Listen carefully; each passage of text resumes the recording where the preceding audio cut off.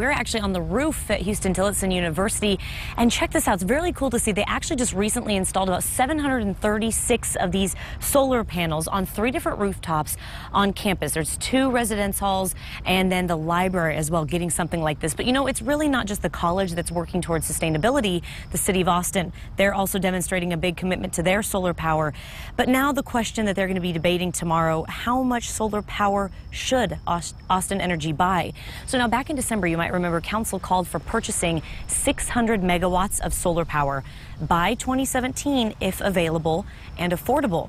Well, Austin Energy is recommending council actually break that 600 megawatts down into pieces over a 10-year period and actually start with buying 200 to 300 megawatts.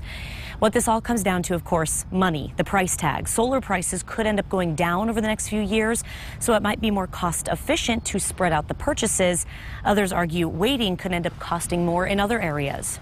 The city of Austin's been at the vanguard of alternative fuel for years, and I think that these folks would really like to see it stay there. But more importantly, they would argue that I'm putting words in their mouth now, but I would suggest that they would argue that the appropriate role of a municipally owned utility is to maybe take some, I don't know if they'd call it risks, but to make some moves that would be maybe more thinking about planet saving than dollar saving.